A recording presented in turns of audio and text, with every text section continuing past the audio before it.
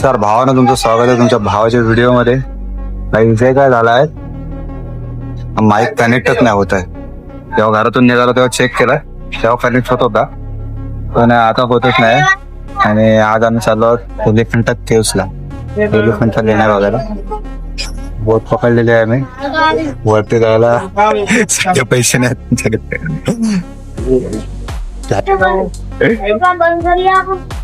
पैसे काय वेगळे चार्ज आहेत की काय माहिती. तर भावानं लाईव्ह जॅकेट वगैरे घातलेत नाही, ते अशा पद्धतीने दिसतोय. आणि बाहेर हळदसारखा पाऊस पण चालू झालाय. आणि एलिफंटा केव्स जाण्यासाठी आता 300 रुपये चार्ज करतात. 300 रुपये का म्हणजे रेट थोडा वाढलाय. तर भाई खूप कमी जणांना माहित असेल किंवा नसेल माहिती. तर मी सांगतो एलिफंटा हे नाव का पडलं. तर 1500 शतकामध्ये जेव्हा पोर्तुगाल इकडे आले समुद्रकिनारी, तेव्हा त्यांना हत्तीचं एक पाषाण दिसलं. हत्तीचं पाषाण म्हणजे मूर्ती होती समुद्रकिनारी. तर त्यामुळे तेव्हापासून त्या लँडला एलिफंटा केव्स असं म्हटलं होतं. तिथं खूप अशा प्राचीन काळातल्या मूर्त्या वगैरे आहेत. म्हणजे त्या 5 शतकामध्ये म्हणजे त्यांची निर्मिती केली गेली आहे. तर तिथे जाऊन आपण एक्सप्लोअर करू.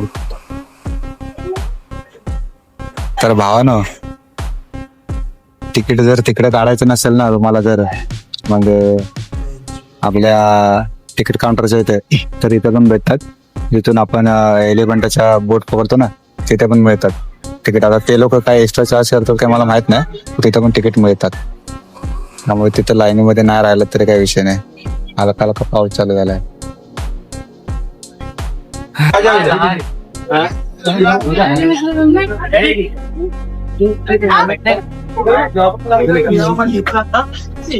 हो ना, आपलं आता बोट सुटते मला वाटतंय. इथून चर्चगेट वरून एलिफंटाचं अंतर जवळजवळ 10 किलोमीटरचं आहे. फर्स्ट टाइम मी बोटीमध्ये बसलोय. 10 किलोमीटर म्हणजे मला जास्त जात. आता बघू किती वेळ लागतोय. बोट हलतोय, ते खालीवर होतोय पोटातलं पाणी.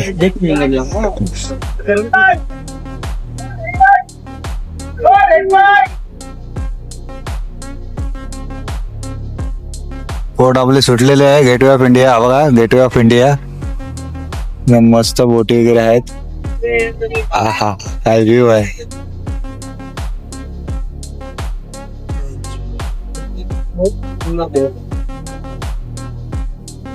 आता मुंबईला आपण बाय बाय करणार आहोत. ताज हॉटेल पण पाठीमागं दिसतोय.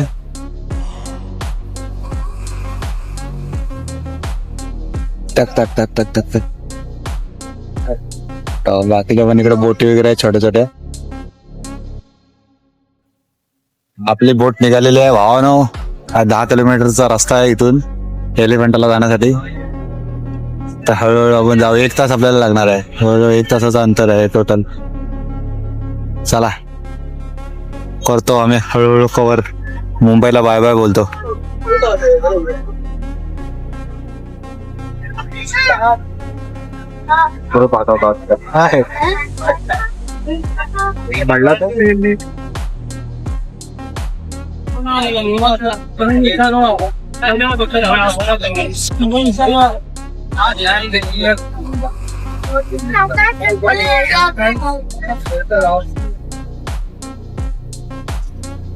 अरे छोट्या छोट्या बोटी तुम्हाला दिसतात. छोट्या छोट्या नाहीत, मोठ्याच आहेत. हे बघा एकदम. पण त्या कॅमेऱ्यामध्ये दिसतात की ना, मला एवढं डाऊट आहे. तर एकदम लाईनीत अशा उभ्या आहेत तिकडे एकदम.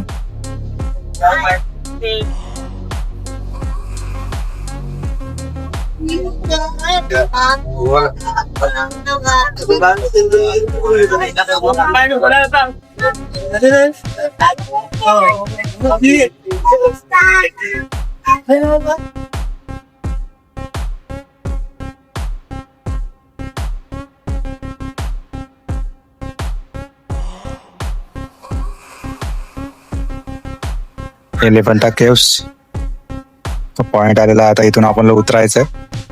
नंतर टॉय ट्रेनने पुढे जायचंय. टॉय ट्रेन नाही, चालतच जा. हे बघा, हे वरती आहे ते.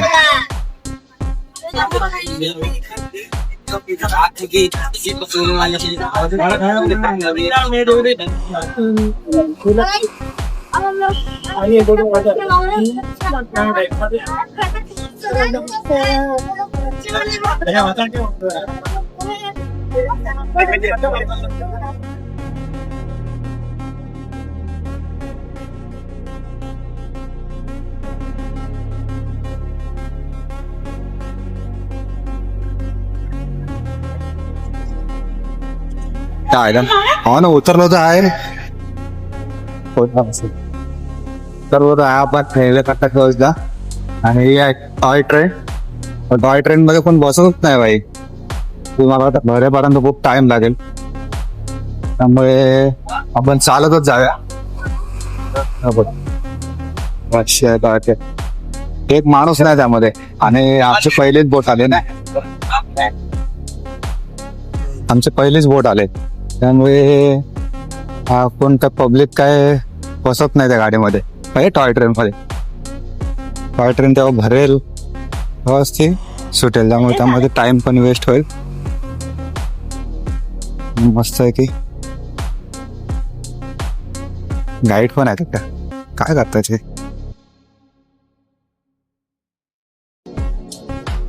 काय बोलतात पब्लिक गाईड पण आहे तो इथे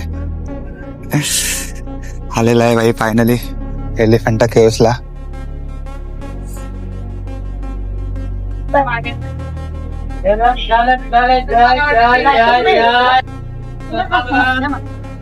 इथे लोकांचे असे दुकानं चालू झाले दुकानात ते फायदा तरी झालाय तेवढी सावली तरी आहे त्या आजूबाजूला ज्यूस प्राईस एवढी नाही 10 रुपयेच आहे गन्ना ज्यूस वगैरे आयला आम्ही तर पैसे द्यायला तर भावना तर टॅक्स म्हणून 5 रुपयाचं तिकीट घेतात आणि या जागेचा कोण आहे गव्हर्नमेंट टॅक्स म्हणून 5 रुपये घेतात पण तिथं कॅशच लागते जीपे चालत नाही 5 रुपये कर टॅक्स घेतले नाही बघा ही अशी वाली बुद्धाची मूर्ती बघायची दिसते काय तिकडे वरती गेला तुम्हाला दाखवतो कशी मूर्ती आहे ती आणि आता आपल्याला इथून गुगलवर बघितलं तर 120 पायऱ्या आहेत 120 पायऱ्याच्या आपल्याला वरती जायचं आपले स्टार्टिंग होणार आहे स्टार्टिंग आणि हे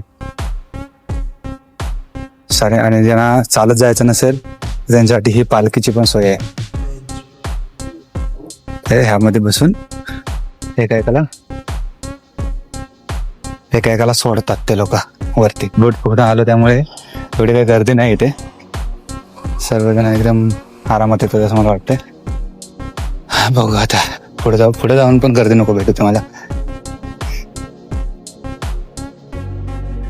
इथं आलात ना इथं माहिती आहे काय त्या एलिफंटाचं नाव काय होतं घारापुरी नावाने ओळखले जाते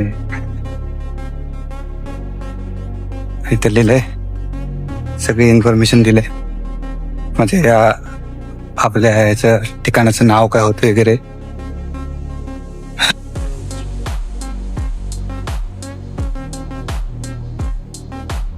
तर भावाने शंकराची मूर्ती पाहायला मिळते आपल्याला त्रिमुख असलेली तर यामध्ये इथे व्हिडिओ करायला अलाउड नाही त्यामुळे मी जरा हळू बोलतोय तर यामध्ये इतिहासकारांच्या मते पंचमुखी म्हणजे मूर्ती ही शंकराची म्हणजे 3 चेहरे ते आपल्या समोरून पाहायला मिळतात 3 चेहरे त्याच आपल्याला समोरून पाहायला मिळतात पण 4था चेहरा हा भिंतीच्या आड आहे म्हणजे भिंतीच्या साईडला पाहते वेळी दिसतो म्हणजे आणि 5वा चेहरा वरती आकाशाकडे पाहते वेळी म्हणजे तो अदृश्य आहे आपल्याला पहिला चेहरा म्हणजे हा मेन चेहरा मधला चेहरा पाहायला मिळतो त्याचं नाव आहे महादेवा तो त्या चेहऱ्यावर अतिशय शांतता आणि गंभीर ध्यानावस्थेत असलेला पाहायला मिळतो आणि या चेहऱ्या विश्वाचा पालनहारताही म्हटले जाते या चेहऱ्याच्या डोक्यावर अतिशय सुंदर अशी जटामुख कोरलेला आहे डाव्या साईडचा चेहरा हा भगवान शंकरचा स्त्री रूप आहे आणि तो माता पार्वतीचं रूप दर्शवतो तुम्हाला दिसतंय का काय माहीत नाही. ह्या चेहऱ्याच्या एका हातामध्ये कमळाची कळी पाहायला मिळते आपल्याला. ती जीवनाची सुरुवात आणि सौंदर्याचं प्रतीक आहे. चेहऱ्याच्या उजव्या साईडला हा शंकराचा अतिशय रौद्र रूप आणि अत्यंत क्रोधित असं रूप पाहायला मिळतं आपल्याला. त्या चेहऱ्यावर मिशा आणि कपाळावर आट्या पाहायला मिळतात आणि एका हातामध्ये सर्प आणि डोक्यावर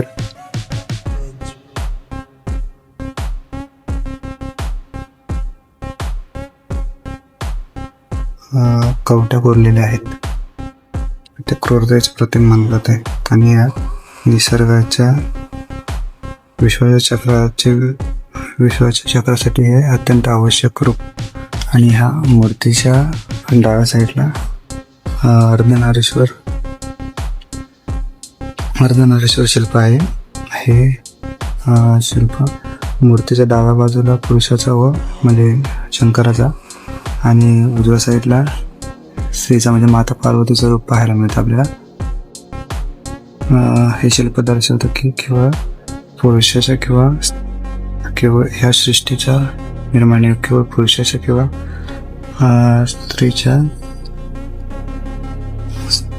केवळ पुरुषाने किंवा स्त्रीने झालेला नसून दोघांच्या समान अस्तित्वाने व पूर्वीने निर्माण झालेला दिसतो. अर्धनारेश्वर या मूर्तीचं नाव आहे. शंकराची त्रिमूर्ती आहे ना, तिला अगदी साईडला पाहायला मिळते आपल्याला. ही मूर्ती त्रिमूर्तीच्या उजव्या साईडला एक गंगाधर मूर्ती अशी पाहायला मिळते. शंकराचं आणि पार्वतीचं विवाह सोहळा असे या मूर्तीमध्ये दिसून येतं. आणि वरतून सगळ्या देवी देवता त्यांना आशीर्वाद देताना असे कोरले गेले आहेत असं पाहायला मिळतं आपल्याला. थोडे तुटले फुटले. या मूर्तीचं नाव आहे अंधकासुरवध. त्यामुळे शंकर महादेवाकडून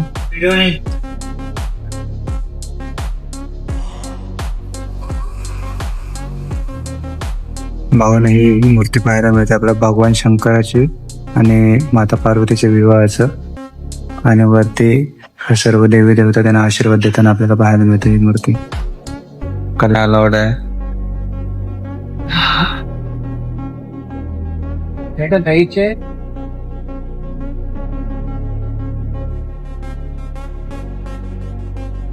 तर भावानं विषय असा, आतमध्ये व्हिडिओ अलाउड नाही केले नाही. आता व्हिडिओ करू शकत नाही त्या लेण्यांचे. तर एवढी इन्फॉर्मेशन पाठ करून आलो तुम्ही की भाई काय उपयोगाचेच नाही. व्हिडिओच काढून देत नाही म्हणतात फोटो काढा तुम्ही. गव्हर्नमेंटचा रूल आहे. चायला या चांगल्या लेण्या दाखवण्यासाठी ते पण गव्हर्नमेंटचा रूल आले आता त्याला पण. इथलं कुठं लिहिलेलं नाही. हे लोक काढून देत नाही फोटो वगैरे.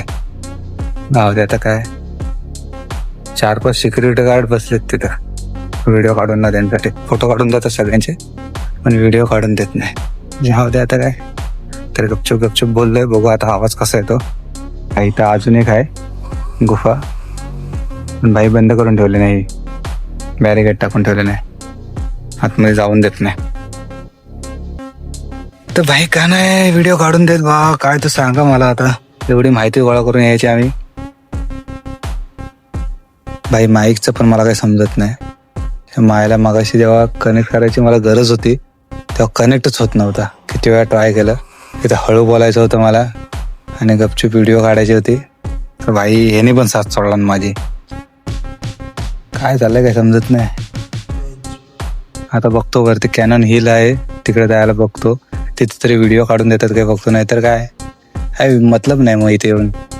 जर आपला इतिहास जर लोकांना सांगू शकलो नाही तर काय. कॅनन हिल बघायला जाऊया भाई. कॅनन हिल बघायला जाऊया. हा असा रस्ता आहे. तर भाई आता आपण जातो कॅनन हिल बघ. रस्ता एकदम डेंजरस वाटतोय. हा तिकडच जातोय काय माहित नाही मला. आता एक पोरग जात होतं त्या पाठीनं मी पण जातोय. मुंबई बघायला भेटते इथून. आता मोबाईलमध्ये काय कॅमेरामध्ये काय दिसणार नाही. वरती जाऊन दाखवतो तुम्हाला कसं दिसतं वरतून. पण भाई काय झालं समजत नाही त्या आईला. तिथे माईक कनेक्ट व्हायला पाहिजे होता, तर माईक कनेक्ट नाही झाला. व्हिडिओ काढायला आलो तर भाई व्हिडिओ अलाउड नाही. काय आता बोलायचं आहे. एकदम फुलन जंगल आहे भावानं इथं. कॅनन हिलच्या इकडे जाते वेळी एकदम जंगलच जंगल आहे. हा भाई एकटाच पुढे चालतोय आणि मी शेर चल रहा है अकेला, देखो पीछे में कोई नहीं है.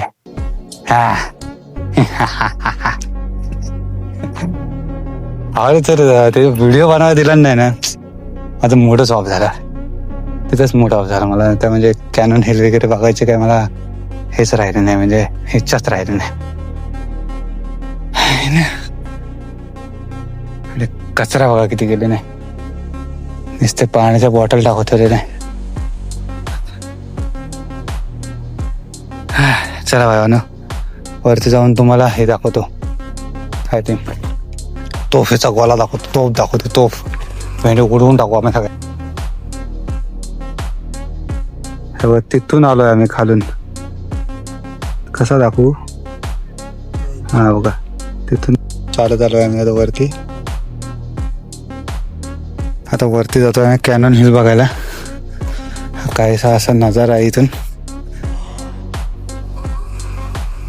भावानं तोफेचा गोला बारूद ठेवण्यासाठी असं बनवलं जात होतं. खालून असं म्हणजे मागच्या साईडने असं दिसतंय, वरच्या साईडने तुम्हाला दाखवतो. म्हणजे ह्यामध्ये तोफेमध्ये टाकण्यासाठी जो गोळा बारूद जो टाकायचा ना, तो अशा ह्या खोलीमध्ये ठेवला जायचा. आता त्याच्यावर झाडं बिडं रुजलेत. वरती जाऊन तुम्हाला दाखवतो तोफ. हा ना, ही बघा आपल्याला तोफ पाहायला मिळते, जी 350 डिग्री म्हणजे पूर्ण गोल फिरू शकते. म्हणजे कोणत्या पण साईडला असले दुश्मन तर त्याच्यावर एम करू शकतो आपण. आणि गोला बारूद ठेवण्यासाठी आहे बघा, ह्या साईडला खाली असं हे आहे. ते खूप जुनं झालंय त्यामुळे मी काही तिकडे खाली जात नाही. आणि अशी तोफ पाहायला मिळते आपल्याला. किती 1 टनाच्या आसपास ह्या तोफेचं वजन असेल साधारणपणे. आणि हे बघा खालून आपल्या अशा पद्धतीने अशी तोफ आहे. खाली पण काहीतरी मेकॅनिझम आहे, काय माहिती.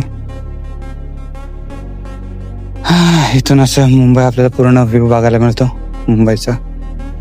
दाखवतो इकडून.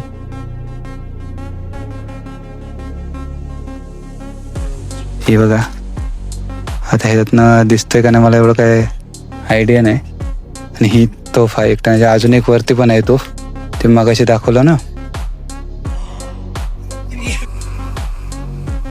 नहीं ये नहीं चाहिए.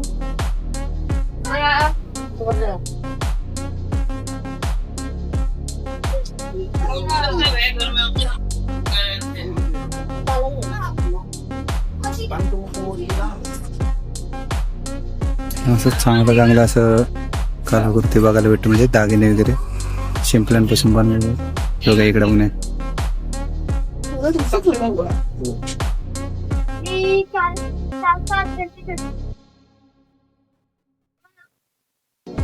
भाव ना एलिफंटा केव्ह झालाय आपलं बघून.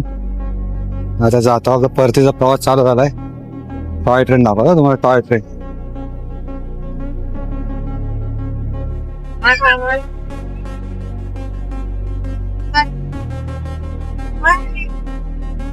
ही काहीशी असते टॉय ट्रेन आपली. तर 40 रुपये काहीतरी पर पर्सन घेतात. मी काय बसलो नाही टॉय ट्रेनमध्ये, कारण टाईम एकच होतो. कारण एवढी स्लो जाते, भरेपर्यंत ते काही सुटत नाही, त्यामुळे टाईम एकच होतो. आणि भाई इथं आतमध्ये एंट्री फॉरेनर्स लोकांना किती महाग आहे. म्हणजे आपल्याला काहीतरी 35 की 40 रुपये जातात ना, त्यांना 600 रुपये. म्हणजे आपला इतिहास बघण्यासाठी त्यांना एवढा चार्ज करायचा. थोडंफार तरी डिस्काउंट त्या लोकांना दिला पाहिजे असं माझं म्हणणं. कारण की ते लोक आपली संस्कृती शिकायला येतात. यासाठी तुम्ही 100 रुपये ठीक आहे बाबा, डबल चार्ज करा ना तुम्ही. डायरेक्ट 600 रुपये म्हणजे किती गुण जास्त पैसे झाले त्यांचे. मग इकडच्या लोकांना जरा किंवा गव्हर्नमेंटला थोडं हेच सांगणार की थोडंफार त्या लोकांना डिस्काउंट द्यावा तुम्ही. 600 रुपयामध्ये भरपूरच झाले. ओके, तर भावानं आजचा व्हिडिओ इथपर्यंतच होता. आवडला असेल तर लाईक करा. त्या आपल्या त्या मूर्त्यांबद्दल काही माहिती वगैरे काय मला सांगायला मिळाली नाही. एकदम भाई अलाउडच केलेली नाही त्या लोकांनी, की त्या व्हिडिओ शूटिंग अलाउड नाही बोलतात. म्हणजे कॅमेरा हातात बघितले ना तेव्हाच त्या लोकांनी स्टार्ट केले सांगायला. पण जे दुसरे होते ना मोबाईलवर वगैरे व्हिडिओ करत होते ना त्या लोकांना काय बोलले नाही. काय माहिती केली नाही. बरोबर आहे. चला भावानं व्हिडिओ इथे स्टॉप करूया. Thank you, bye. आणि हॅलो भावानं, किती टोटल खर्च आला तो मी तुम्हाला सांगायचं राहिलं तर CST पर्यंत, म्हणजे मी कल्याणला होतो, CST पर्यंत आपला 50 रुपये रिटर्न तिकीट पकडा. तिथून आपली बस 10 ते 15 रुपये AC वाली. आणि तिथून पुढे आपलं ह्याचा तिकीट काय ते बोटीचं तिकीट 280 रुपये, सॉरी 290 रुपये एकाचा, म्हणजे रिटर्नमध्येच असतो तो.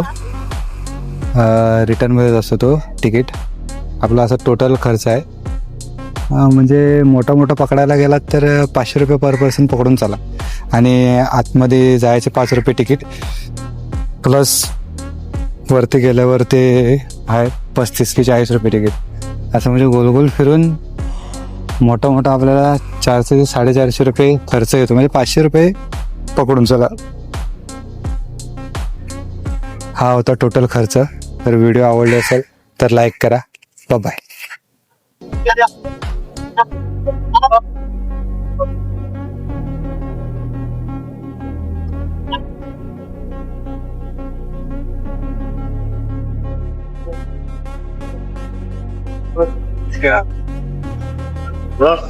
हो ना भावना, आपण आलो आहोत गेटवे ऑफ इंडियाला. परत रिटर्न आपल्या मुंबईमध्येच होतो. बोटीचा प्रवास होता त्यामुळे त्याला बोलतो. आपल्या समोर दिसतोय ताज हॉटेल, त्या बाजूला गेटवे ऑफ इंडिया. मला दाखवतो जवळ जाऊ दे बोट.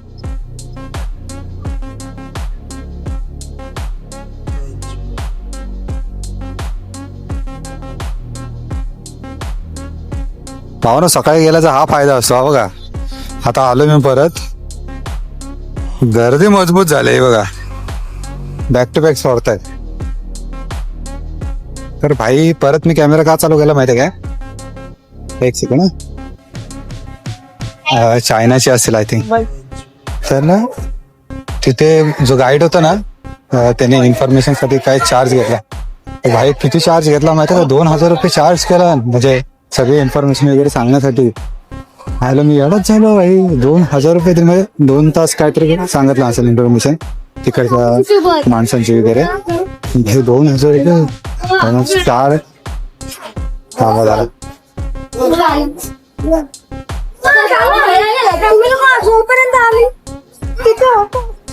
काही माझी 4 दिवसाची हजेरी आहे ती. त्याने भाई 2 तासात कमवला. तेवढं इंग्लिश येणं भाई गरजेचं आहे. यासाठीच परत त्यासाठीच व्हिडिओ चालू केली होती मी. किंवा किती चार्ज केला होता ते सांगायचं होतं मला. ते लोक खूप सिम्पल असतात, आपल्याकडचं कल्चर जाणून घेण्यासाठी आलेले असतात.